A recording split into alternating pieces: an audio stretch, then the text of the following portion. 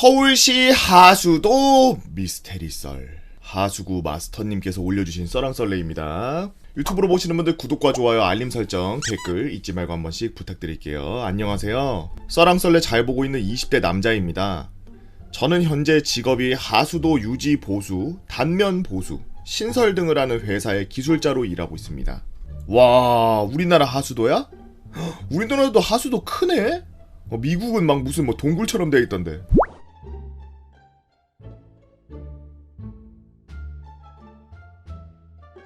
우리나라가 작긴 하지만 그래도 생각보다 큰데요? 아, 하수구에 막 무슨 컵 들어있네. 병 무너질까봐 옆에 방지턱 같은 것도 있고. 우와, 희한한 게 많구나. 현재 대한민국의 하수도는 이렇게 건물 밑에 애들이 있습니다. 불빛이 없으면 아무것도 안 보이죠. 이런 곳에서 작업하시는 분들이 많지 않은 게 가장 힘든 일이고요. 그렇기에 이런 썰들과 제가 겪은 일을 좀 한번 썰로 풀어보려고 합니다. 1부 따라오는 발자국 소리. 하수도는 공사하기 전에 사전 점검이라는 걸 합니다. 보통 2인 1조, 3인 1조로 들어가죠. 이때 문제가 되는 것이 작업하는 위치는 시작 지점, 끝나는 지점은 종단 이렇게 말을 하는데, 보통 작업이 기본 몇백 미터라서 손전등 하나 들고서 좁은 하수도를 기어가거나 넘어가거나 해야 합니다. 혼자 들어가서 부서진 곳이 있나 아니면 쓰레기 등이 있나 퇴적물 등이 있나 찾아보러 들어가는 거죠. 2인 1조로 들어가면 이게 좀 덜 무서운데, 혼자 들어가면 그때부터 모든 신경이 손전등 불빛이 보이는 곳과 온갖 소리들에 시달려야 합니다. 와, 그러네. 아무것도 안 보일 거예요. 등도 없다잖아. 저 후레쉬 빛 하나만으로 그냥 들어가야 되는 건데 집중도 안 돼서 더욱 무섭고 힘들죠. 그런데 이 하수도에서 나면 안 되는 소리들이 있습니다. 뭐야? 혼자 들어가서도 들어봤고 둘이 들어가서도 들어봤습니다. 제가 처음에 말했듯이 하수도는 작업 구간이 길어서 사전 점검이 기본 몇 시간씩 걸립니다. 저희는 사전 점검 전에 하수도를 열어서 산소 농도 측정 후 안전하면 들어갑니다. 밑에 이제 산소가 좀 적다 그러면 안 들어가는구나. 하수도마다 깊이가 달라서 어떤 곳은 3m, 어떤 곳은 10m 각각 이렇게 막 다르죠. 그래서 산소 농도 측정기를 휴대하며 들어갑니다. 손전등을 들고 도면 작성을 위해서 기준점을 잡고 표시를 하면서 한 발자국씩 들어가죠. 안으로 들어갈 때마다 물 깊이가 깊어지는 곳이 가장 무섭습니다. 속 안에 무엇이 있는지도 모르고 허벅지, 종아리, 무릎 등으로 막 물이 밀려 들어와서 어부복이 막 몸에 딱 조여질 때 누군가 막 손으로 만지는 것 같은 느낌이 나고, 아으! 종종 이물질이 있어서 걸려 넘어지기라도 하는 날에는 죽을 수도 있습니다. 아, 그렇겠네. 후레쉬 하나 비추고서 가는데 여기에 물 쌓여있는 데에 만약에 갑자기 확 깊어져가지고 거기 밑에 뭐 걸리는 게 쇠붙이가 있어서 거기에 발끝이 딱 걸리면 하수구 물에 처박혀가지고 숨도 못 쉬겠구나. 아우 소름 돋아. 나 계속 소름 돋네. 앞이 안 보이니 넘어지면 일어나지도 못하고 죽습니다. 그래서 2인 1조가 기본이고요. 이런 하수도를 들어갈 때마다 누군가 따라오듯이 하수도에서 날 수 없는 구두 소리가 들립니다. 뭐야? 추워. 갑자기 소름 확 돋네. 감기 올 것 같아. 여자 하이힐 소리, 남자 구두 소리, 슬리퍼 소리, 운동화 소리. 분명 하수도에서는 날 수도 없는 소리들이 들려. 이것에 집중하면 내가 들어온 위치, 벽에 표시해둔 나오는 길, 지도 등이 한 번이라도 틀어지게 되고, 그렇게 되면 그대로 하수도에 갇혀버리죠. 몇 번 당해봐서 저도 저런 소리가 날 때면 절대로 신경을 쓰지 않습니다. 절대로! 신경을 쓰는 순간 죽는다는 생각도 많이 나고요. 근데 한 번은 저도 말도 안 되는 걸 본 적이 있기에 미스테리라고 했습니다. 물 위에 다리만 둥둥 떠다니는 걸 얼핏 본 것 같고, 중간에 가다가 사람을 보기도 하고 난리죠. 잉? 진짜야? 이게 헛것이라고 하기에 이상한 게, 이쪽 계통의 사람들은 한 번씩 다 겪어봐서 그럴 수도 있지만 내가 가는 길에 내 발자국에 맞춰서 뒤에 따라오기도 하고, 물속에서 첨벙첨벙 소리 내면서 따라올 때면은 기절하도록 무섭습니다. 아니, 내가 물 지나온 다음에 나는 물소리가 안 나는데 뒤에서 그 지나온 물에서 첨벙첨벙 거리면서 따라오는 소리가 난단 말이야? 개 무서운데? 야, 개 무섭다. 혼자 들어갔는데. 추워. 왜 이렇게 추워? 어우 나 계속 닭살 돋네. 아씨 오늘 저녁에 백숙 먹어야지. 이게 작업하는 내내 몇 개월 공사를 한다면 누군가를 주구장창 따라다니거나 돌아가며 따라댕기는 소리를 내는데, 그것 때문에 하수도 일하다가 무엇인가에 홀려서 길 잊어먹고서 사람 찾으러 여러 명이서 찾아간 게 한두 번이 아니었습니다. 이 소리를 맨 처음에는 다들 환청이라고 생각했지만 환청이 아닐 거라고 생각할 때가 종종 있죠. 이 업계에서 자주 나오는 말이 사람 죽여도 하수도에 넣으면 2주 안에 시체 못 찾는다는 말이 많습니다. 하수도에 벌레, 쥐 등이 너무 많아서 둥둥 떠다니는 시체는 밥이라 생각하고 하수도쥐들은 엄청 크고 수영도 잘하기 때문이죠.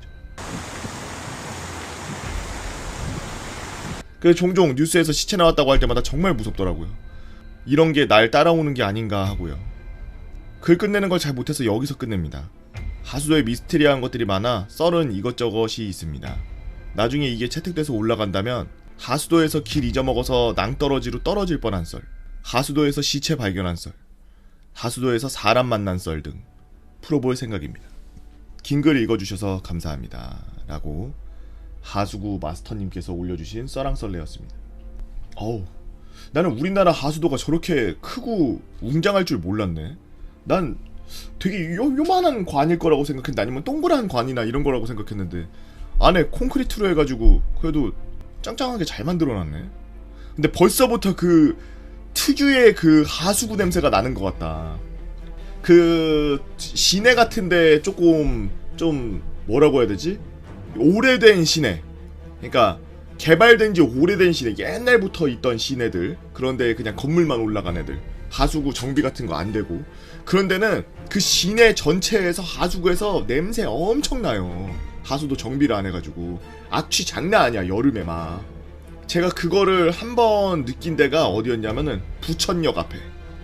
와, 골목골목 들어가는 데마다, 여름에 갔는데 골목골목 들어갈 때마다 그 하수구에서 와, 형용할 수 없는 그 냄새가 힘들더라고. 뭐 전부 다 나는 건 아니지만 하수구 그 맨홀이 있는 그 근처로 가면은 항상 그렇게 냄새가 나더라고. 정비를 빨리 하셔야 되겠어요, 거긴 진짜. 근데 지금은 이렇게 불 켜놓고 밝은 거 사진 찍어 놓으셔서 그렇지, 사실은 지금 이렇게 후레쉬 들고 들어가는 것처럼 2인 1조로 이렇게 들어가는 것처럼 후레쉬 들고 앞에 아무것도 없고 완전히 동굴처럼 새카만 데를 이렇게 수그리고서 들어가셔야 되는 거잖아. 허벅지 진짜 좋으시겠다. 이 사람이 있잖아, 걸을 때 원래 이렇게 다리 펴고서 이렇게 걷는데 이러고 걸어야 되는 거야. 기바 자세로 이러고. 와, 허벅지 장난 아니겠는데? 근데 뒤에서 따라오는 소리가 들린다 그러고 이런 거는 좀 무섭네요. 혹시 이게 아닐까요? 하수구 같은 데가 이렇게 길고 그러니까 KTX 저 전차 만들 때도 동굴 파고 그럴 때 그 터널이라 그러죠. 터널 파고 그럴 때 위에를 요렇게 위를 더 깎아요. 그리고 앞쪽으로 더 길게, 밑에 쪽은 앞쪽으로 길게 나오고 위쪽은 그 벽면 쪽으로 붙게 만들고, 그래서 약간 이렇게 대각선으로 끝에가 이렇게 생긴 게 이유가, 거기 앞에를 완전 딱 직각으로 해가지고 떨어지게 그렇게 동굴 입구를 만들어 놓으면은 공기 저항도 저항인데 엄청난 굉음이 난다 그러더라고. 그 공기가 막 부딪히고 공기가 빠져나오고 막 이러면서 나는 그 소리가 어마어마하게 시끄러운 소리가 막 나고 이런다 그러더라고.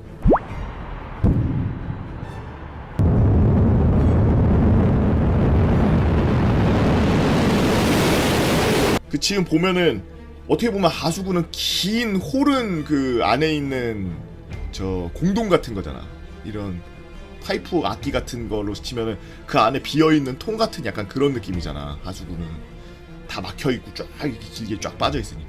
그러니까 그 안에서 소리를 내면은 벽면에 부딪히거나 아니면 앞뒤로 막 이렇게 왔다 갔다 하면서 소리가 막 이렇게 반대로 다시 갔다가 다시 돌아오는 그 소리가 늦게 돌아오고 이러면서 누군가 날 따라오는 소리가 나고 막 약간 이런 게 아닐까 라는 추측을 해보지만, 시체 발견했다는 말에서 몸소리가 쳐지네요. 하수도 미스테리 그 두 번째 이야기. 일단 글 쓰기 전에 미리 부탁드리고 싶은 게 있습니다. 현재 제 글이 커뮤니티 사이트, 개인 블로그, 페이스북 등 올라가서 누군가가 수익 창출을 한 상태까지 놔두었더라고요. 저는 이런 글이 다 그런 분들의 수익이 될 줄 생각도 못했습니다. 제발 불펌하지 말아주세요. 보시려면 이 카페에서만 봐주시고요. 라고 하수구 마스터님께서 올려주신 썰랑썰레 하수도 미스테리 제2편, 하수도 길 잊어버려서 낭떠러지로 떨어질 뻔한 썰. 2019년도 가을이었습니다. 그날도 날씨가 좋아서 작업하기 좋고 덥지 않았기에 편한 날이었죠. 저희는 이렇게 들어갈 때마다 측정기를 들고 가는데 산소 농도를 측정 후 사다리 안전벨트를 착용 후 안전하게 작업에 들어가서 사전 작업을 하고 있었대요. 들어간 현장 내에는 아무것도 안 보이는 현장이었습니다. 이렇게 끝에 빛이 들어오거나 이런 데가 아니라 아무것도 안 보이는 그냥 완전 까만 곳이었나봐요. 손전등과 도면 작성할 태블릿 수첩 등을 들고 들어갑니다. 그날도 순조롭게 작업이 될 예정이었죠. 저희가 작업할 위치를 숙지 후 5m 아래 하수도로 들어갔습니다. 종종 우리가 5m라 그러면은 여러분들 깊이가 거의 이해가 안 되는데 약간 생각이 안 되는데 아파트 2개 층 정도의 깊이라고 생각하시면 돼요. 아파트 한 개 층이 한 2m에서 3m 정도 되니까 아파트 2개 층 정도를 지하로 들어가서 거기 들어가면 이제 하수도 관이 이렇게 크게 이렇게 있는데 그 하수도 관에 빛도 없고 아무것도 없어서 이제 후레쉬를 들고 다니면서 다녀야 되는. 종종 이동하면 산소 농도가 낮아지기도 하고 이산화탄소, 황화수소 등이 조금씩 올라오면서 그 위치는 방독면에서 어느 정도 정화가 된 후 작업 위치까지 들어갔죠. 중간중간에 유독 가스가 올라오면 방독면 쓰고서 지나가셨대요. 앞으로 들어갈수록 더욱더 어둡고 소리는 커지고 물이 허리까지 오는 현장이었습니다. 시작 지점으로부터 약 500m 정도 이동 후 상황이 발생했는데 두 명이서 걸어가다가 양갈래로 나누어지는 구간이 나와서 2인 1조로 이동 시 오전 중에 현장 조사가 전부 안 될 것 같아가지고 같이 일하는 형이랑 양쪽으로 나눠서 가자고 제안해서 양쪽으로 나눠서 이동하기 시작했죠. A. 그럼 여기서 내가 왼쪽으로 가서 아래쪽으로 갈게. 네가 오른쪽으로 가서 올라가는 쪽 조사 좀 해줘. B. 그러면 10시쯤에 조사 끝나고 만나. 이게 같이 일하는 A형과의 대화였습니다. 현재 시각 8시 반. 저는 오른쪽 오르막길로 올라가고 있었죠. 하수도 일을 하는데 웬 오르막이 있냐 하시겠지만 하수도 물이 내려가기 위해서는 부배가 잡혀서 아래로 내려가지 않냐 하시는 분들이 있는데 하수도가 아래로만 가면 우리나라 땅 다 뒤집어서 엎어도 하수도 공사가 안 됩니다. 하수도는 몇백 미터마다 홀이라는 곳이 존재하는데 여러 갈래의 하수도가 만나서 물이 모여 다른 종말 처리장으로 나눠지는 곳과 하수도를 이동하기 위해 나눠둔 홀일이 있죠. 저희 같은 경우에는 종말 처리장 쪽으로 가면은 유독가스가 많이 나와서 홀을 찾아 저는 올라가고 A형은 내려갔습니다. 이게 어떤 구조인지 잘 모르겠네요. 홀? 그러다가 오르막이 끝나는 지점에서 현장 조사가 끝나게 되어 내려갈 예정이었습니다. 그때 시간이 약 9시 반. 아침이겠죠? 내려가려다가 제가 이동하기 위한 홀이 있다고 했죠? 저는 뒤를 돌아본 후 정신을 놔버릴 뻔했습니다. 네, 그렇습니다. 저는 이동하기 위한 홀에서 위치를 잘못 들어가가지고 어디로 가는지 잊어버렸던 거죠. 들어가는 하수도는 4개. 하수도의 폭은 1.5m, 1.5m 사각형 박스라고 생각하시면 되는데 계속 머리를 숙이고 들어와서 어디로 들어가는지 어떻게 가는지 기억도 안 나고 손전등 하나로 빛을 비추고 들어와서 손전등 불빛이 밝혀주는 바로 앞이 제 시야의 끝이었죠. 와, 큰일 났다 이거. 말 나오는 건 저거 하나였습니다. 하수도에서 전화하면 되지 않냐, 무전기 쓰면 되지 않냐라는 분 계시는데 하수도 깊이 5에서 10m 이상 들어간 상태에서 무전기 스펙은 5km라고 써있지만 벽이 있으면 50m도 안 되는 게 무전기고 제 손전등은 충전식 배터리라 조금이라도 더 버틸라고 밝기를 조정해서 길 하나하나 찾으면 들어갔죠. 제 손에 들려있는 도면은 저희 작업할 위치만 그려져 있지 다른 것은 하나도 안 그려져 있어서 위치 표시를 할 라카 달랑 하나 들고 하나하나 색 라카로 칠하면서 들어가야 했습니다. 사람이 좁고 어두운 데 있으면 정신을 놔버립니다. 분명 같이 일하던 A형과 헤어졌을 때 오르막길로 들어왔으니 내리막길을 찾으면 되겠지? 라고 생각하시지만 그 안에서 하수도는 오르막과 내리막이 계속 연속으로 있어서 내가 이게 올라간 건지 내려간 건지 알 수가 없습니다. 하수도 공사할 때 물이 종말 처리장까지 갈 수 있도록 만들어둔 거죠. 홀에서 나오자마자 옆을 보거나 했어야 되는데 그게 문제였습니다. 아무런 표시 없이 하나하나 찾으며 나가야 됐죠. 그렇게 1번 길을 찾으러 들어갔습니다. 4개의 문이니까 4번만 빠르게 들어가면 됐죠.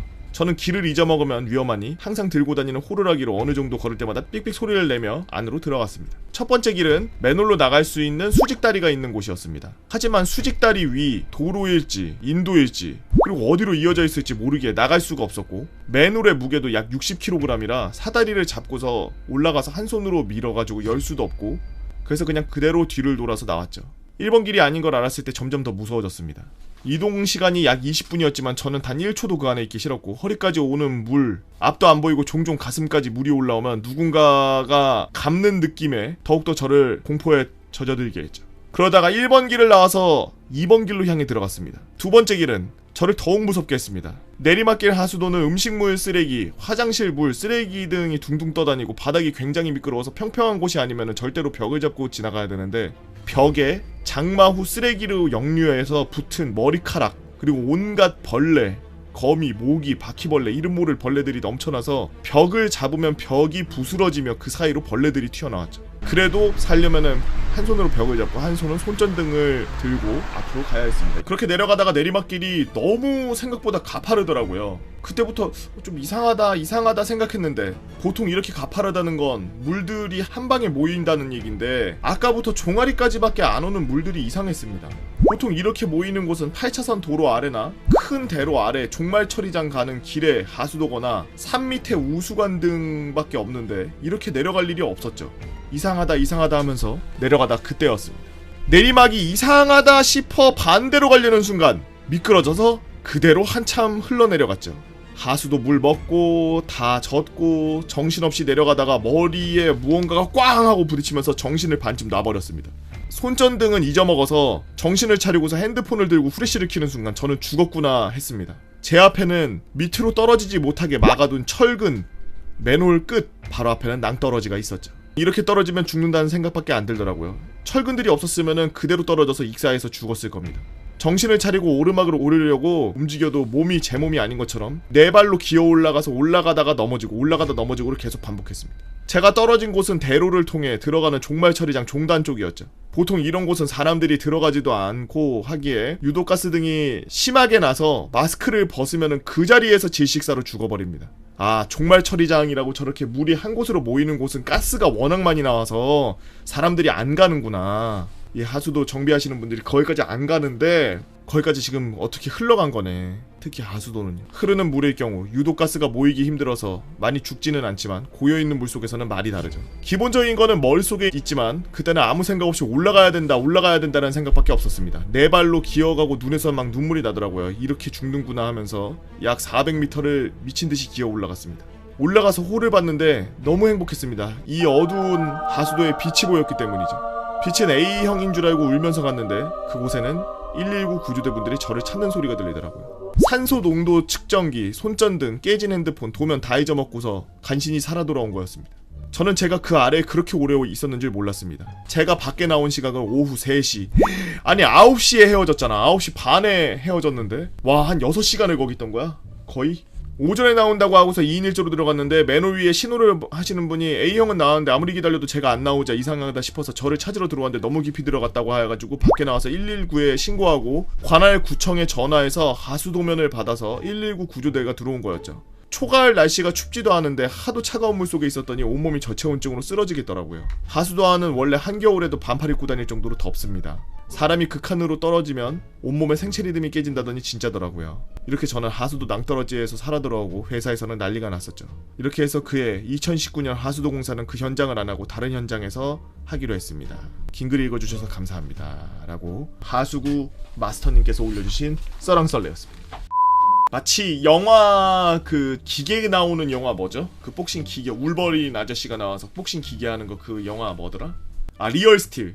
리얼스틸에서 보면은 아들이 무슨 쓰레기 처리장 같은 데에서 쭉 미끄러지다가 나중에 이렇게 손 모양으로 돼 있는 거 거기에 탁 걸려가지고 낭떠러지로 떨어질 뻔하다가 탁 살아남아요. 그리고 거기 그 손을 내밀고 있던 그 로보트가 리얼스틸 주인공으로 나오는 로보트고 딱 그 장면이 생각나네요.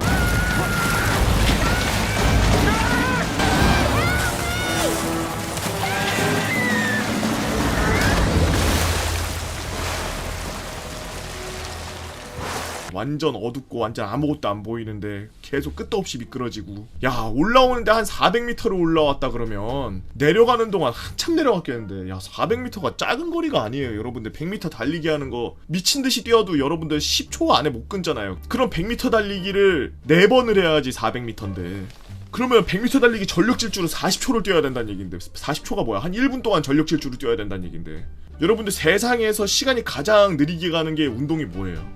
플랭크 아닙니까? 플랭크 1분으로 생각해보세요. 와 엄청 긴 거리야. 장난 아니지. 그래도 그렇게 큰 부상 없이 살아 돌아오셔서 정말 다행입니다. 우리 썰랑썰레의 또 다른 네임드가 돼가고 계시는 우리 하수구 마스터님, 이번에도 잘 봤습니다.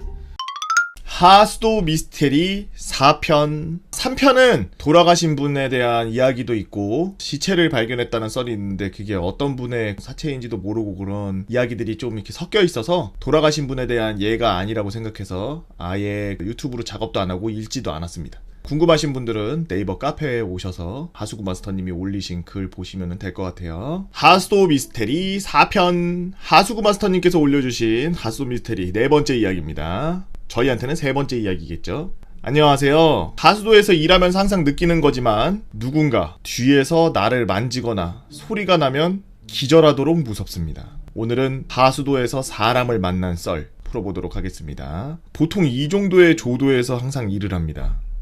되게 무섭네. 일을 하다 보면 느끼는 거지만 혼자 작업하거나 돌아다닐 때는 정말 무섭습니다. 저희는 보통 방진복이라는 옷을 입고 작업을 하는데 현장 안에 이물질과 온갖 쓰레기들이 들러붙기에 이런 것을 안 입고 들어가면 잠깐만 들어갔다 나와도 온몸에서 쓰레기 냄새부터 하수구 냄새, 이물질들이 덕지덕지 붙어서 따라오기 때문에 맨홀 밖으로 나오면 사람들이 엄청 싫어합니다. 하지만 색깔을 보시면 아시듯이 굉장히 어두운 색이죠. 좀 좋은 방진복은 색도 좀 깨끗하고 좋지만 회사에선 저런 걸 사줄 리가 없고 자재를 시킬 때도 비싸거나 조금만 이상해도 바로 위에서 난리가 나거든요. 그렇기에 작업하시는 분들은 보통 이 방진복을 입고 들어가서 작업을 하십니다. 이 방진복이 가장 위험한 게 어둡다는 건데요. 현장 사람들 대부분이 이걸 입고 조도도 안 나오는 곳에서 일을 하기 때문에 보이지를 않습니다. 작업을 하고 있는데 누군가 뒤에 와서 툭 치면 소리부터 칩니다. 무서워서 괴성이 나오는 거죠. 이게 같은 구역의 동료면은 상관이 없는데 다른 구역의 다른 업체 사람들일 때는 말이 달라집니다. 골목골목에서 갑자기 누군가 휙 튀어나와서 후레쉬는 얼굴에 비추고 서로 소리를 막 지르죠. 그때는 가녀린 소녀가 따로 없습니다.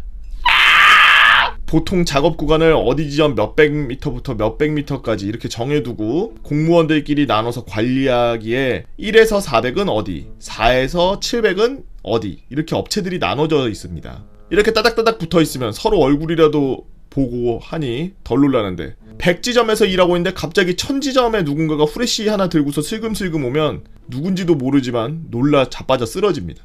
현장 내에서 아무리 전등을 달고 무엇을 해놔도 앞이 잘 안 보이거든요. 제가 겪은 일은 요즘에도 그렇고 제가 처음 이쪽 업계에 발을 들일 때부터 있었던 일입니다. 2015년 제가 이 일을 시작했으니 그때부터 말을 하자면 하수도 공사 같은 경우 보통 2월 달에서 11월, 12월까지 하고 공사가 없습니다. 아니 그러면 1월 한 달 쉬고 나머지 달은 다 일합니다로 하는 게 더 낫지 않아요? 1년에 한 달 쉬는구만. 보통 예산이 책정되고 공사가 시작될 때 감독관, 감리 업체 등이 선정되기까지 보통 한두 달 정도 걸려서 매년 2월달 말이나 3월달 초에 공사가 시작되는 게 대부분이죠. 그런데 그 겨울 동안 하수도 안에 사람이 산다고 하면 믿음이 가시나요? 우리나라 하수도는 한겨울에도 반팔을 입고 살 수 있을 정도로 따뜻합니다. 굉장히 더럽지만 얼어 죽지는 않죠. 이런 곳에 있는 부류들은 보통 노숙자분들이 있고 범죄자들도 있습니다. 노숙자 같은 분들은 우리가 상상하지도 못하는 곳에 있으며 범죄자들은 어떻게 들어와서 숨어있지? 이런 느낌으로 있죠. 제가 보았던 노숙자 같은 경우 하수관을 통해서 하수도로 들어오는 부류의 분들이었습니다. 가장 추운 1월, 2월 그 더럽고 아무것도 안 보이는 하수도 안에서 사는 거죠. 그런데 이런 분들 혼자 살지 않고 동료들과 같이 사는 게 문제입니다. 현장에 들어가서 2월 말 3월 초에 사전 점검을 가면 꼭 한두 번씩은 만나게 되는데요. 현장이 외진 곳에 있을수록 작업이 편하기에 외진 곳을 먼저 찾는 업체들이 많죠. 외지로 갈수록 사람들이 없고 실제로 하수도 시설도 많이 이용 안 하고 그러니까 일하기 편하겠지. 그런데 이런 곳은 외지기에 맨홀도 아닌 그레이팅으로 되어 있는 곳이 많습니다. 추워서 밖에는 패딩을 입고 들어갈 때는 방진복을 입고 사진을 찍기 위해 핸드폰과 후레쉬 도면 작성할 종이 등을 들고 들어가죠. 들어가서 작업을 해야 되는 위치에 가서 시점을 잡고 작업을 하기 위해 부식이 되거나 깨진 곳을 찾으면서 도면에 표시를 하였고 2인 1조로 가면서 서로 본 것을 도면에 그리면서 가고 있었습니다. 정신없이 계속 앞으로 가면서 체크를 하는데 무엇인가를 본 것 같아서 옆에 하수관을 후레쉬로 휙 비추었습니다. 그 순간 야, 불 꺼. 이 소리를 내며 하수관에서 얼굴 하나가 툭 우리를 쳐다보고 있었습니다. 순간 심장마비로 쓰러질 뻔했죠. 그대로 뒤로 넘어졌습니다. 귀신이 하수도관에 누워서 저희를 쳐다보고 있었거든요. 그러자 그 귀신이 니들 뭔데 여기 들어와? 라면서 말을 하였고 저희는 아무 생각 없이 미친듯이 뛰기 시작했습니다. 으아! 2명이지만 사람이고 뭐고간에 일단 무서워서 둘이 말도 안하고 죽어라 뛰어 올라갔죠. 나와서 밖에서 지키고 있던 사람한테 으아 귀신 봤어! 하면서 소리치고 난리치고 경찰에 신고를 하고 막 난리를 치고 있는데 경찰에 좀 있다가 온 뒤에 현장으로 들어가야 되는데 귀신인 줄 알았던 사람이 터벅터벅 걸어 나오더라고요. 그런데 더 어이없던 건 그 노숙자의 태도였습니다. 경찰차로 가더니 이 말만 하고 경찰차를 타고 떠나버리더라고요. 그때 하수도가 따뜻하니 노숙자들이 있다고 한 말이 농담이 아니라는 걸 알았습니다. 하수도 범죄자. 영화 같은 걸 보면은 하수도 안에 온갖 악당들이 비밀기지처럼 하고 살지만 현실은 하수도에 악당은 없습니다. 그런데 없어야 할 악당이 하수도 안에 있었다고 하면 믿으시려나요? 현장이 끝나가면은 그 현장은 새 하수도가 되기에 아주 깨끗합니다. 물은 더럽죠. 그런데 죄를 저질러서 도망쳐 다니던 범죄자들은 그런 걸 모릅니다. 저희는 보통 작업을 할 때 기본 8명에서 많게는 30-40명 정도가 같이 일을 하는데 작업을 하다 보면 기본적으로 우리가 하는 작업 위치, 근처 지형 같은 경우 빠삭하게 외우기에 어디에 무엇이 있고 이 길이 어디로 통하는지 보지도 않고 찾을 정도입니다. 이 이야기도 저희가 길을 정확히 알기에 잡는 데 도움을 준 이야기입니다. 저희가 작업을 하는 곳은 할렘가 같은 곳이었어요. 서울에서 할렘가 같은 곳이라고 하면 몇 곳이 있는데 위치는 말할 수가 없습니다. 저희는 작업을 하고 있는 도중에 밖에서 무전이 왔습니다. 경찰분들이 오셔서 협조 요청을 하더라고요. 아, 그래 또 도로 점거 허가증 안 받아서 왔구나 하고 이런 생각을 하고 있었는데 나가자마자 경찰들을 보고 어떤 것 때문에 오신 거죠? 하면서 멋쩍게 웃으면서 이야기를 하였습니다. 뭐라도 하나 걸리면은 오늘 공사 끝내고서 구청에서 연락 오고 우리는 개 깨지겠구나 했는데 경찰분이 범죄자가 도주 중에 맨홀로 들어갔습니다 라는 주민신고가 있었다고 하더라고요. 그래서 저희는 맨홀이 다 닫혀있는데 어떤 맨홀로 들어갔냐고 말을 하였고 경찰분들은 저희가 작업을 위해 맨홀을 열어두고 숨구멍으로 이용하기 위해 작업 구간 시점에다가 맨홀 하나 종단에 그렇게 맨홀 하나를 열고 배풍기로 갔다가 공기를 넣고 빼고 하는 곳이 있는데 그곳으로 누군가 들어갔다라는 이야기를 들렸다고 하여 원래는 양쪽에서 신호수를 두어서 아무도 못 오게 해야 되지만 공사가 막바지라 시점 쪽은 작업이 끝나고 종단은 마감하는 중이라 종단에 사람들이 몰려있던 게 문제였습니다. 경찰분이 그렇게 말하니 어쩔 수 없이 저희는 협조 요청에 응하고 경찰분들 몇 분이서 들어가신다고 하더라고요. 저희가 하는 지역은 1200지점이었고 시점은 700지점이었죠. 그런데 위에 1에서 500지점은 다른 업체분들이랑 저희는 교류를 하기에 몰이 사냥하듯이 위아래로 몰자고 하고 저희는 올라가고 위에서 내려오고 그렇게 해야 하고 전화를 하니 작업하시는 분들이 재밌겠다고 하하하 그러면서 한다고 그러고서 다니시더라고요.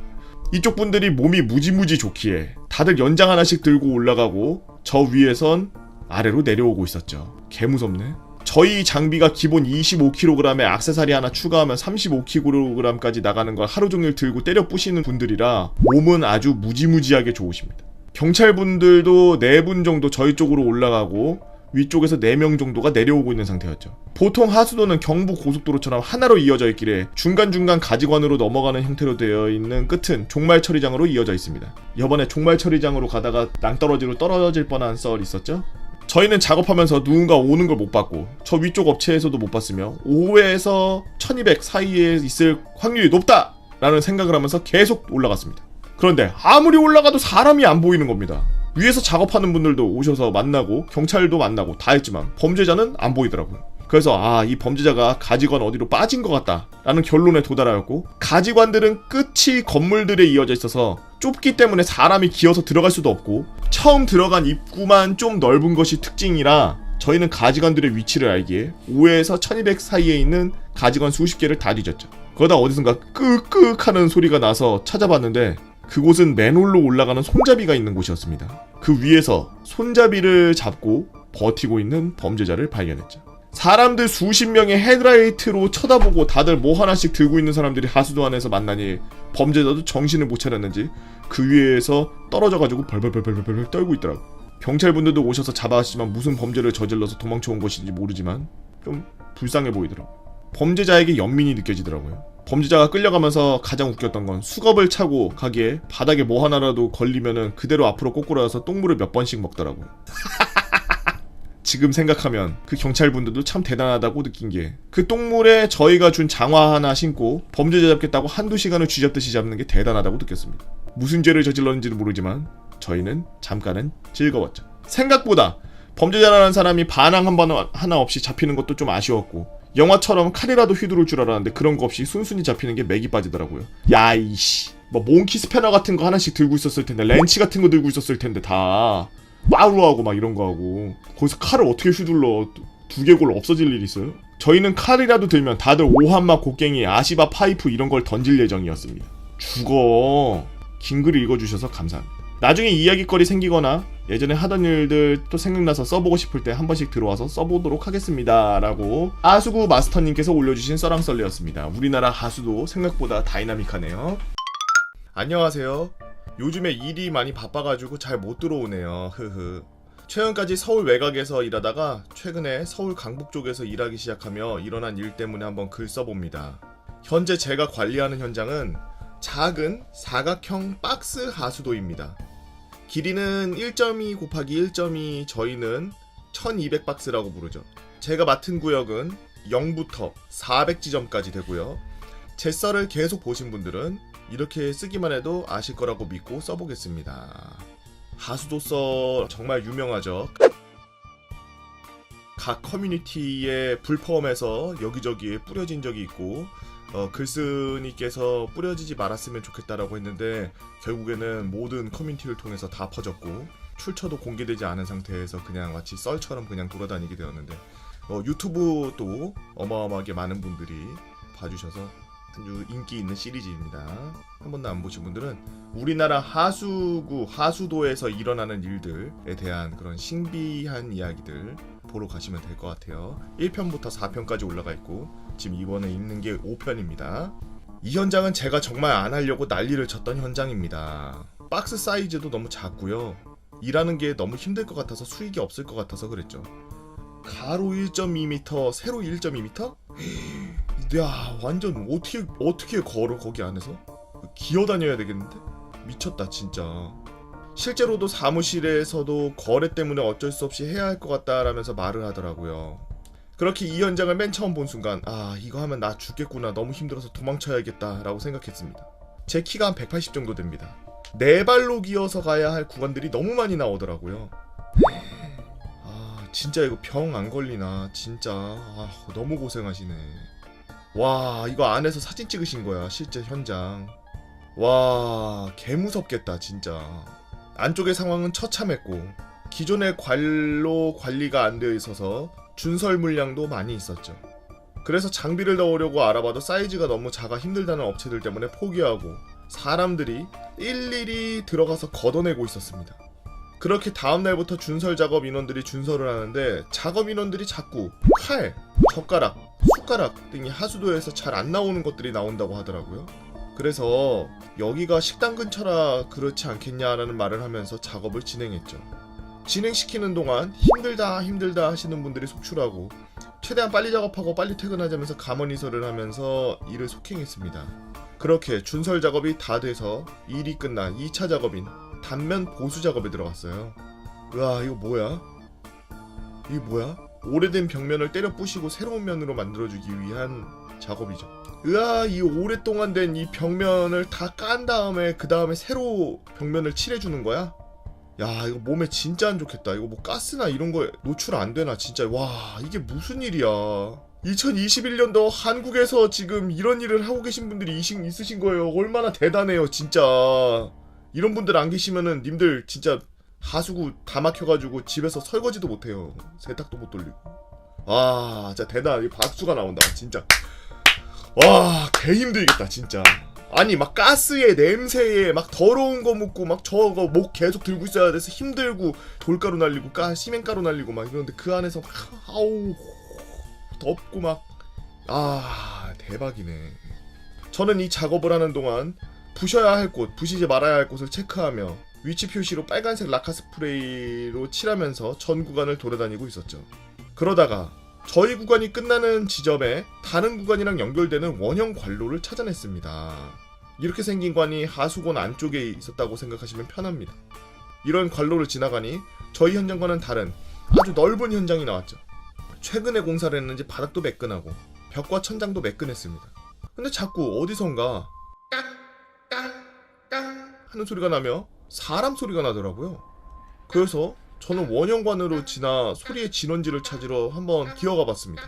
하수의 진행 방향을 따라 위로 계속 올라갔죠. 계속 올라가니 벽에 위치가 700지점이라고 써 있었습니다. 소리의 진원지를 아무리 찾아봐도 깡깡깡 소리가 나더라고요. 아무것도 없이요. 그때부터 너무 무서웠습니다. 불빛도 없이 혼자 넓은 곳을 돌아다니며, 여러분들 지금 이렇게 밝지가 않아요. 하수도는 지금 여기도 지금 이렇게 라인을 깔아서 전구를 다마를 껴놨으니까 밝지, 원래는 지금 혼자 지금 개척하고 다니시는 거잖아요. 이분들은 이 뒤에서 지금 지나간 데를 보수하시는 거고, 개척하시는 분들은 라이트 하나 들고서 다닌다고 하더라고요. 얼마나 무섭겠어. 주위 다 어둡고 자기가 비추는 곳만 밝은 색인데, 손전등과 헤드랜턴 빼고는 아무것도 안 보이는 곳에 지나가다 뒤로 돌아보니 먼지들이 제 시야를 어마어마하게 가리고 있었습니다. 앞도 안 보이는 곳 천천히 걸어가다 보니 다시 깡깡깡 하는 소리가 제 앞에서 나고 있더라고요. 저는 혼자 큰 소리로 누구 있어요? 큰 소리로 소리를 지르니까 벽에 부딪혀서 메아리처럼 울리더라고요. 누구 있어요? 누구 있어요? 누구 있어요? 그때부터는 공포감에 등골이 오싹해졌습니다. 혼자 현장을 확인하러 들어가면 안 되는데 혼자 들어간 게 화근이었던 걸까요? 중간중간에 원형 관로들이 제가 나온 관로처럼 저를 꼬시고 있더라고요. 여기로 들어가면 다시는 못 나올 것 같은 느낌이, 저를 쳐다보는 느낌이 너무너무 무서워서 제가 나온 원형 관로를 찾아서 다시 앞으로 전진했습니다. 그동안 계속 저는 사람 있나요? 누구 있어요? 이러면서 아무것도 없을 거 알지만 무서워서 소리를 지르면서 돌아다니고 있었죠. 제가 700지점까지 올라올 때 몰랐는데 내려갈 때는 물때가 많이 끼어서 벽을 잡고 천천히 올라가면서 소리를 지르는데 누구 있어요? 사람 있어요? 이러는데 누군가 대답을 하더라고요. 네, 있어요. 소름 돋아. 뭐야. 이 소리에 저는 주저앉아 버렸습니다. 올라오면서 아무것도 없었는데 제가 이동하는 방향 앞으로 소리가 나자 너무 놀라서 주저앉아서 심장이 뛰고 있는 걸 느꼈죠. 거의 한 1분 이상은 아무 생각 없이 작업하시는 인부분이 나오셨나 이런 생각을 하고 있었습니다. 그래서 제가 소리치며 물어봤습니다. 저기 어디쯤 계세요? 저기 어디쯤 계세요? 저기 어디쯤 계세요? 몇 번을 물어봐도 대답이 없었습니다. 내가 너무 겁을 먹고 어두운 공간에 있으니 환청을 들었구나 하면서 제가 나온 관로를 찾아 앞으로 다시 또 전진했습니다. 그러다가 앞에 누군가 있는 겁니다. 그래서 그 사람을 보고 인사를 했습니다. 안녕하세요. 이쪽에서 작업하시는 분이신가 봐요? 이렇게 물으니 그쪽에 있던 분이 아니요. 이 대답을 하고선 그냥 앞으로 가시더라고요. 그렇게 저는 수고하세요 라면서 인사를 하고 지나갔습니다. 그렇게 앞으로 가다가 생각해보니 내가 누구랑 대화했지? 난 누굴 보고 말을 한 거지? 그 사람은 누구지? 이 생각이 머릿속에서 떠나질 않더라고요. 저희 같은 경우 장화가 가슴까지 올라오는 장화를 신고 작업 현장에 들어갑니다. 그런데 지금 내가 본 사람은 양복을 입고 있었고 내 옆을 지나쳐갔고 나는 그 존재에게 대답까지 들었다는 걸 생각하니 소름이 돋더라고요. 아니 무슨 양복을 입고 있어. 뒤를 돌아보면 내 뒤에 있을 것 같아서 뒤는 못 돌아보겠고 물속이라 사람이 지나가면 물을 헤치고 지나가는 소리가 나야 하는데 아무 소리도 안 들리고 양복을 입었는데 하나도 안 젖고 머릿속에서 아무 생각도 안 나 뒤를 돌아보니 없었습니다. 소름 돋아. 뭐야. 분명 내 옆을 지나간 지 30초도 안 된 것 같은데 없었어요. 분명 원형 관로가 한 개라서 보여야 하는데 안 보이더라고요. 사람이 정신을 놔버리면 그대로 주저앉더라고요. 물이 장화 속으로 꼴꼴꼴꼴 하면서 들어오는 것도 모르겠고 멍 때리고 소리치면서 저희 현장으로 돌아왔습니다. 그렇게 들어와서 이 사람 저 사람한테 현장에서 양복 입은 사람 본 적 있냐고 물어보니 미친놈 보듯이 보더라고요. 이게 뭔가 싶더라고요. 그렇게 저는 현장 끝에 맨홀이 없어서 산소 결핍으로 잠시 정신을 놨다라고 생각하며 관로 끝에 맨홀을 만들어달라고 구청에 요청을 하여 만들었습니다. 일단 명목상 맨홀이 관 쪽에 별로 없어서 작업이 어려울 것 같다 하니까 바로바로 만들어주더라고요. 중간중간에 이렇게 맨홀을 만들어가지고 가스 배출하고 공기 유입이 되게 이렇게 이 현장은 새로운 맨홀을 만들어 끝까지 못 가게 하고 있습니다. 저는 다시는 저 아래로 못 갈 것 같더라고요. 긴 글 읽어주셔서 감사합니다. 나중에 또 새로운 일이 일어나면 글쓰러 들어오겠습니다. 라면서 하수구 마스터님께서 올려주신 썰랑썰레였습니다. 난 이분 썰 볼 때마다 너무 무서워. 진짜 산소 결핍이라 하더라도 환상이 보이고 그러지는 않을 텐데 대화까지 하고 양복을 입고 있는데 하나도 안 젖었다. 도대체 뭐야?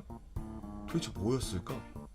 보통 이전 썰들에서 보면은 이제 하수구에서 살고 계신 분들 이런 분들에 대한 이야기들이 나왔어서 그리고 막 도망자들이 막 하수구에서 도망가고 막 이래가지고 잡고 막 이런 일들이 있어가지고 이분도 그러지 않을까 했는데 지금 들어보면은 주저앉았습니다. 그런데 주저앉고 가슴까지 올라오는 장화인데 여기까지 물이 올라와서 가슴인데까지 물이 올라와서 물이 꼴꼴꼴꼴 하고서 이 장화 속으로 물이 들어가는데도 거기 주저앉아 있었다는 거잖아. 그러면은 만약에 완전히 서 있다고 하더라도 허벅지 정도까지는 물이 차 있었다는 얘긴데 양복이 하나도 물에 젖지 않고서 다니고 있었고 물소리도 안 났다라고 하니까 너무 무섭네. 썰랑썰레를 듣는데 귀신썰이 올라오네요. 저는 귀신을 만난 적이 없는데 싶다가 맞아! 하면서 그때 일이 떠올랐습니다. 때는 상병 말, 병장 초 인자하시던 대대장님께서 예편을 하시고 훈련에 진심인 대대장님께서 취임하신 뒤 대대에는 혹한기 일정 훈련이 잡혔습니다. 이번 혹한기 훈련은 단 한 명의 예외 없이 훈련장으로 간다! 그러다가 중대님께서 질문하셨죠. 그럼 근무는 어떻게 합니까? 위병소랑 무기고 근무가 있습니다. 위병소랑 무기고 근무는 상근들을 투입한다. 상근들도 전쟁이 터지면 현역으로 전환되는데 근무 서봐야지! 라는 대대장님의 결정을 했자 우리 상근들은 만시삼창을 불렀습니다. 1년 전 일병으로 혹한기 훈련을 하며 혹한기 훈련장에서 좁은 텐트 안에서 일주일간 지낸 경험을 있던 상근들은 혹한기 훈련장의 좁은 텐트에서 일주일 지내느니 대대에서 근무를 서는 게 낫다는 판단을 했죠. 그렇게 우리 상근들은 대대로 모였습니다. 대대 안으로 들어가자 대대장님을 비롯한 모든 간부와 현역들이 혹한기 준비를 하고 있었죠. 그리고 대대 상근들에게 물었습니다. 야, 대대에 누가 남는지 아냐? 전부 다 간다지만 지통실 근무자는 상근으로 무리잖아. 신입 소대장이랑 본부중대 2명 남는다고 들었습니다. 아, 그래? 일주일 동안 그럼 한번 잘 지내보자. 잘못 들었나? 이번 혹한기 대대 상근들 전부 훈련장으로 가는데 말입니다. 야, 그럼 근무는 몇대 상근들로만 되냐 그게?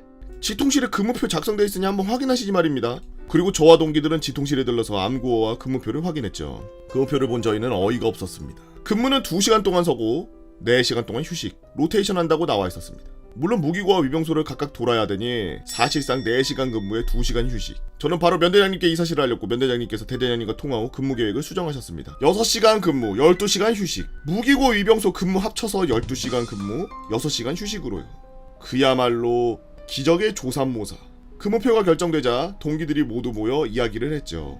야, 이거 가능한 근무냐 이게? 근무 서고 바로 잠들기를 해야 될 것 같은데? 그렇게 결론이 나자 병장들이 항의에 들어갔습니다. 그리고 지통실에서 이런 말이 나왔죠. 행군이 끝나면 근무 인원 몇 명 추가 보내준다고요. 그렇게 우리 상근들은 일주일 근무를 준비했습니다. 현역병들이 훈련장으로 떠나기 전 저희 면대 상근들의 눈치를 보자 그것을 느낀 눈치 빠른 저와 동기가 훈련장에 떠날 준비를 하는 대대 상근에게 왜 우리 눈치를 보냐고 물었죠.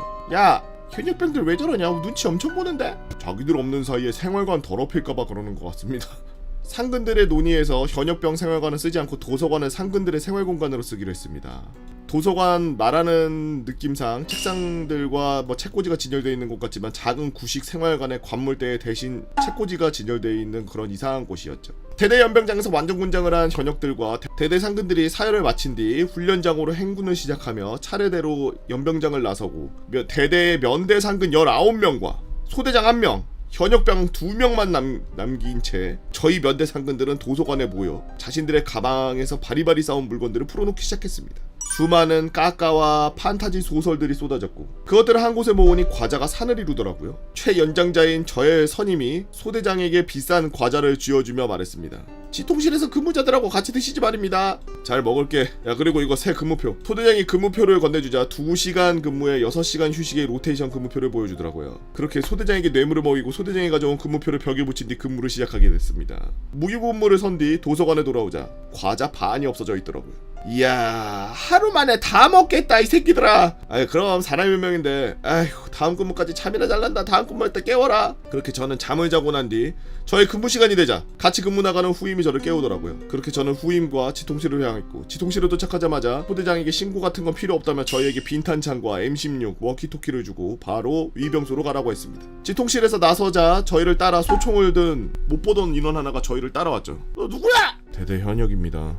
그러자 저는 문득 행군이 끝나면 보낸다는 근무설 인원이 이 사람인가라는 생각에 같이 근무에 들어갔죠. 후임과 위용소에서 보초를 서고 현역병은 초소 안에 들어간 뒤 후임과 대화를 나눴습니다. 아니 근데 현역병을 보냈네? 대대 상근을 보낼 거라고 생각했는데? 저도 그렇게 생각했습니다. 상근으로 못 믿어서 현역 보냈나? 이런 이야기를 하면서 얘기를 하고 있는데 두 돈반이 대대에 하나 들어오더라고요. 대대 차량인 걸 뻔히 알지만 그래도 근무니 매뉴얼대로 했죠. 정지!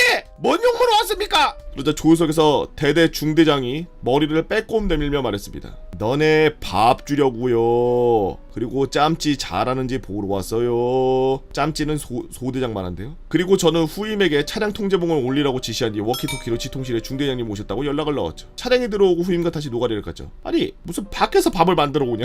대대장님이 전쟁 중에 밥 밖에서 먹는다고 취사병 보고 밖에서 다 만들라고 했다고 합니다. 2시간 근무를 마치고 돌아가는 길. 초소근무와 보초근무라 근무 중에 전혀 대화를 하지 않았지만 일단 계급을 보니 일병이자 저는 말을 좀 편하게 했습니다. 근무 수고했다. 그러자 현역병도 작은 목소리로 말하더라고요. 수고하셨습니다.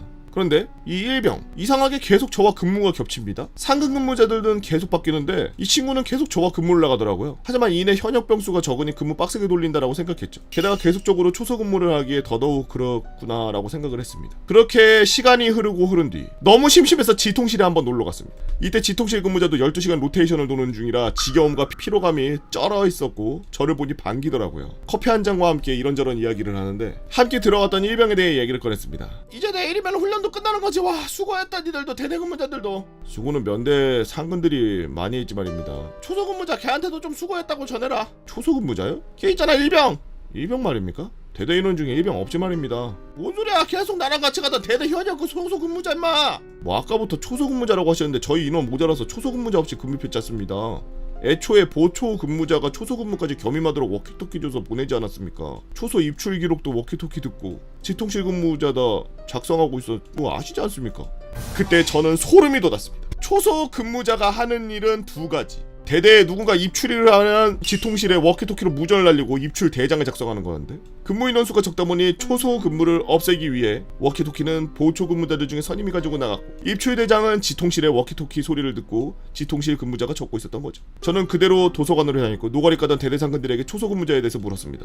모두 초소 근무자를 알고 있었습니다. 근데 문제는 모든 상근들이 항상 자신과 근무했다고 말하는 것이 문제였습니다. 저희는 단체로 소대장에게 갔고 소대장은 구라치지 말라고 하더군요. 야 추가 인원? 야 니들이 휴식 시간보다 근무 시간 더 많다고 해서 고심해서 3인 1팀으로 해서 2인 1팀으로 줄여가지고 근무 투입 결정했으면은 당연히 추가 인원이 취소되는 거지. 3인 근무에서 2인 근무로 바뀌면은 휴식인이 늘어났잖아. 대대 인원은 지통실 근무자 병장과 상병 2명 자신밖에 없었고 행군 마치고 근무 때문에 보내진 인원 따위는 없다고 하더라고요. 그리고 다시 위병소 근무에 들어가자 그 일병 초소 근무자는 나타나지 않았습니다. 훈련이 끝난 뒤 그 근무자를 찾아보려 했지만 찾을 수 없었고 또 다른 가능성을 생각하고 이 대대에 혹시 귀신이 있는가를 물었지만 우리 대대에서 만들어진 이후 누가 죽은 일 따윈 없다고 하더라고요. 그럼 대체 그 초소 근무자는 누구였을까요? 안녕하세요 개보건님. 요즘 습하고 더운 날씨에 남양특집 썰랑썰레를 정주행하며 생방송 열심히 보고 있는 애청자입니다. 남양특집에서 군대 안의 이야기들이 많아서 보다가 제가 경험했던 썰이 하나 있어 이야기 한번 남겨보려고요. 바로 철도를 걸어가고 있던 귀신 썰입니다. 저는 2020년에 지하철에서 사회복무를 했던 사회복무 요원이었습니다. 저희 역은 외부 지상 역사와 내부 지하 역사 두 개로 연결되어 있는데 하나의 지하철 역사에 다른 회사 두 개가 하나의 역을 호선이 다르게 운영하는 역이다 보니 출퇴근 시간만 되면은 사람이 어마어마하게 많이 다니는 그런 역이었죠. 사회복무요원분들은 아시겠지만 당연히 사람이 많이 없는 역이 꿀무지다 라고 하시는데 생각보다 제가 지냈던 역이 밑에서 위로 환승하시는 분들이 많아서 승객들이 별로 없고 다들 지상 역사만 이용하다 보니 주 업무가 고객들 길 안내만 살짝 하고 나머지는 핸드폰 아니면 직원들하고 커피 한잔하는 게 저희 임무였습니다. 저 때는 코로나 상황 때라 게이트 근무를 하지 않을 때였대요. 지하철 사회복무 요원들은 주간 근무와 야간 근무를 번갈아서 하고 있습니다.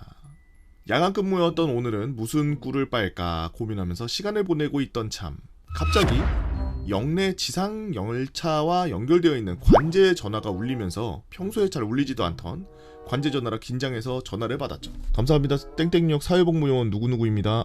수고하십니다. 혹시 직원분 아무도 없나요? 직원분 현재 순회에 돌러 나가셨습니다. 아 그러시구나.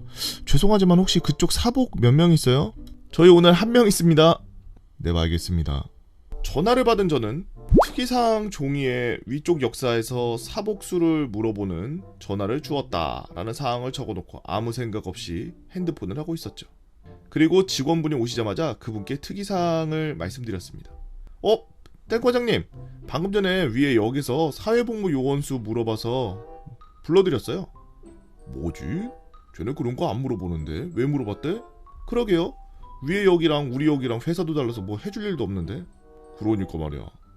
신경 쓰지 마. 네, 알겠습니다. 저 그럼 담배 한 대만 태우고 금방 오겠습니다. 그러고선 저는 위쪽 역사 쪽 흡연장으로 올라갔죠.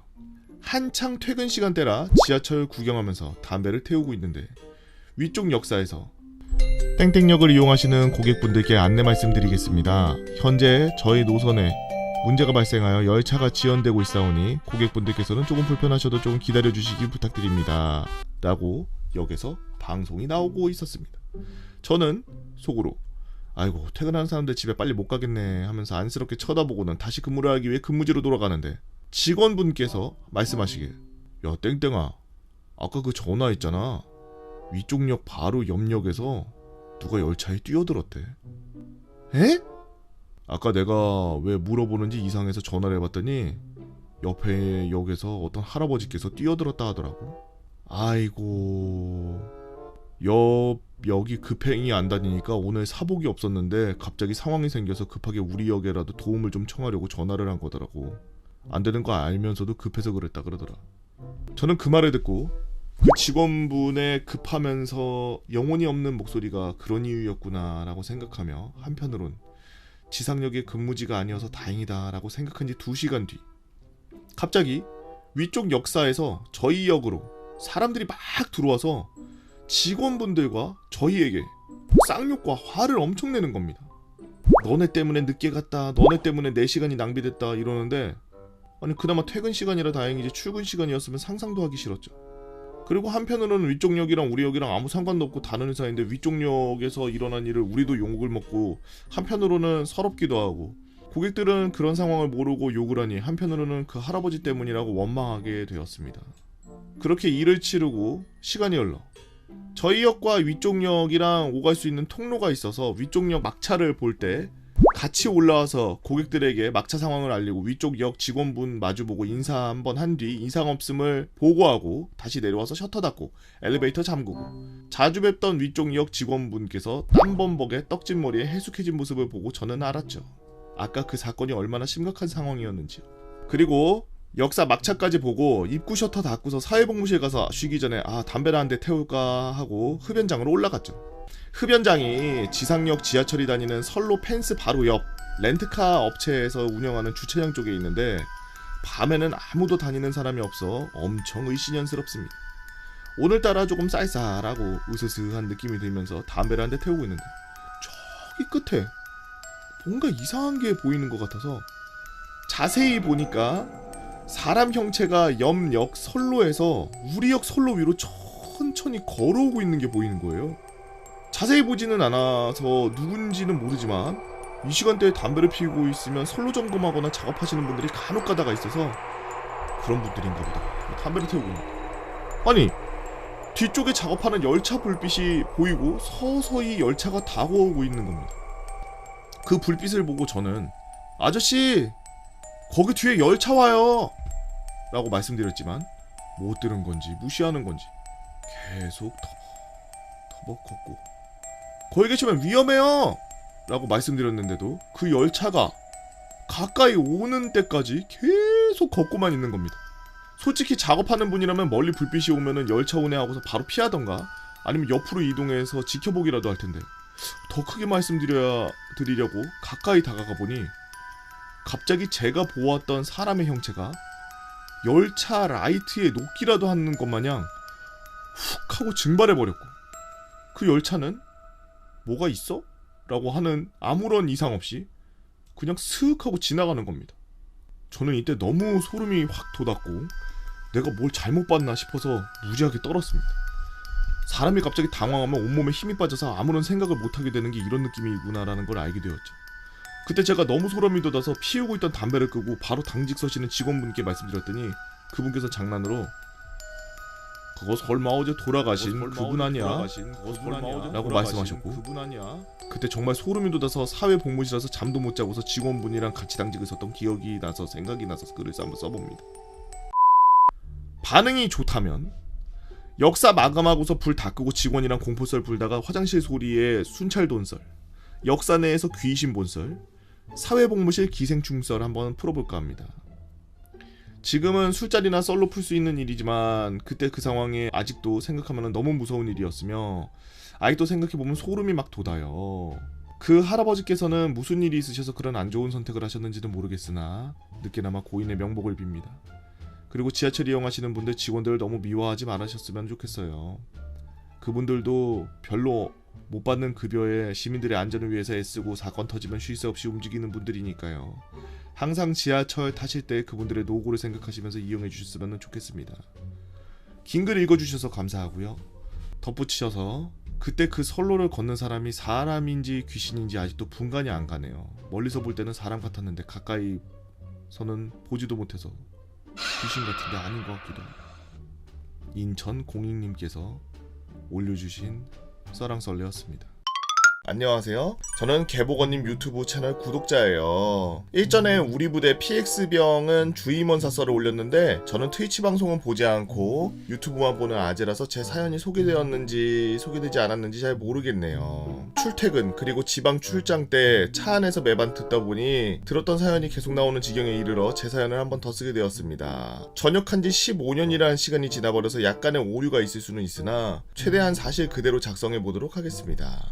때는 2000땡년 자대 배치 후 첫 번째 유격훈련 행군. 그때 당시 일병이었고 출발 행군인지 복귀 행군인지는 기억이 잘 나지 않네요. 행군 코스는 경기도 동두천이었습니다. 행군 코스로는 최악인 갔던 길을 다시 되돌아오는 코스였죠. 아시다시피 행군 자체가 지치고 지루하고 힘든 훈련인데 갔던 길을 다시 한번 돌아오면 정신적으로 더욱더 힘들었죠. 제 기억으로는 좌측에 계곡이 계속 이어져 있고 거의 오르막길인 차량이 다닐 수 있는 그런 포장 도로였습니다. 그리고 우측에는 민가와 펜션들이 줄줄줄줄줄줄 이어져 있었고요. 이 코스를 정상까지 찍고 다시 같은 길로 내려오는 코스. 행군 코스 중에 기억에 남는 걸 요약하자면 맑은 공기, 높은 나무와 계곡 펜션, 그리고 생뚱맞게 갑자기 나타난 미군이 이용하는 클럽 같은 게 있었습니다. 간단하게 이 정도의 바탕을 깔고 이야기를 시작하도록 하죠. 제목처럼 귀신이 나오는 이야기는 아니지만 제가 30대 후반까지 살면서 겪은 가장 기묘한 이야기였죠. 위에 설명한 코스로 진입했을 때 이미 지칠 대로 모두가 지쳐 있었고 자면서 걷다가 도랑에 빠지는 인원들도 생기고 체력적으로 참 많이 힘든 지점이었습니다. 처음에는 노가리를 까면서 시작했으나 이때는 아무도 없는 그저 총기가 몸에 부딪히는 소리와 발자국 소리뿐이었죠. 그때 당시 여름이었고 간간히 보이는 펜션에는 휴가를 떠나 놀러온 젊은이들로 떠들썩했었습니다. 그러던 중 외관이 흰색으로 칠해진 펜션이 보이기 시작했고 그때 당시 해가 넘어간 밤중이어서 밝은 전구 불빛으로 밝혀져 있던 걸로 기억합니다. 그 펜션이 가까워질 때쯤 젊은 여자가 너무나 서럽게 우는 소리가 들리기 시작했습니다. 저는 속으로 진짜 부럽다.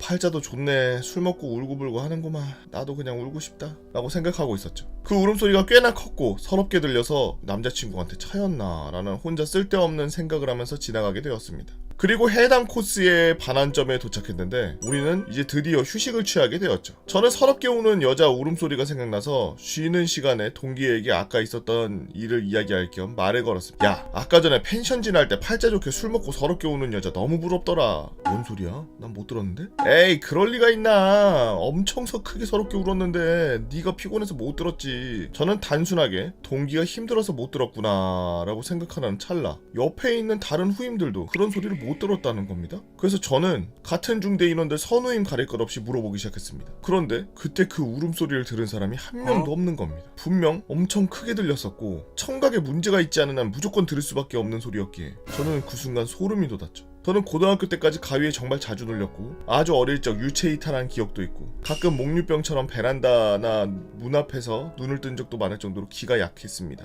정말 이상했던 건 항상 베란다와 문 같은 바깥으로 통하는 문에서 눈을 떴었네요. 하지만 성인이 되면서부터 가위에 눌리지 않고 목류병 같은 일도 생기지 않았는데 이런 일이 생기니 내가 기가 많이 약해졌나라고 생각했죠. 그리고 어차피 같은 길을 내려가야 되고 그때 그 지점도 특정할 수 있었기에 내려가면서 한 번 더 확인해보자라는 마음을 가지고 휴식을 끝난 후 다시 행군을 했습니다. 그 펜션이라고 생각한 위치가 가까워질 때쯤 이번에는 개 짖는 소리가 엄청나는 겁니다. 최소 2-3마리의 개가 막 짖고 있었죠. 아니 올라갈 때는 개 발자국 소리도 나지 않았는데 개가 발광을 할 정도로 짖는 걸 보면서 아니 왜 올라올 때는 못 들었지? 라고 생각했는데 그 펜션 건물 앞을 지나가는데 한 번 더 소름이 돋아버렸습니다. 제가 올라왔을 때 봤던 그 여자 울음소리가 들리던 펜션이라고 생각한 곳은 촛불이 놓여 있었고 사천왕 같은 그림이 그려진 벽화가 있었습니다. 그리고 올라갈 때는 정말 밝았었던 그 펜션은 미세한 붉은 불빛만 보일 정도로 어둡기만 했죠. 바로 그 건물은 펜션이 아니라 무당집이었습니다. 그때 너무 무서워서 쓰러질 뻔했어요. 그리고 해당 지점을 지나고 쉬는 시간이 돌아와 위에 이야기를 했는데 한 번 더 소름이 돋았습니다. 그 이유는 개 짖는 소리를 저만 또 들었거든요. 그리고 나중에 휴가 나왔을 때 외가 쪽에 다니던 절에 갔다가 스님에게 제가 겪은 일을 해드리니 아마도 귀신에 홀릴 뻔한 저를 누가 개를 보낸 건지는 모르겠지만 개가 짖으면서 쫓아내는 역할을 한 것 같다라고 말씀하셨습니다. 그 이후로는 이런 미스테리한 일을 겪은 적이 없는 것 같네요. 유튜브로 소개가 된다면 제가 어렸을 적 겪었던 미스테리한 이야기들 한번,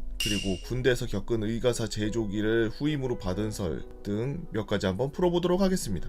파경님께서 올려주신 썰랑썰레였습니다. 다른 건 모르겠고 저 행군 갔다 돌아오는 거 저게 진짜 지옥이야. 저게 귀신 우는 거보다 더 짜증나. 급속 행군으로 갔다가 도심지나 이런 데에 있는 부대들은 멀리까지 빙빙 돌아서 갔다 오기가 힘들기 때문에 막 산속으로 밤에 행군을 해요. 밤 막 9시 막 이때 해가지고 새벽에 끝나. 기절해. 졸리기도 졸리고 미칠 것 같아.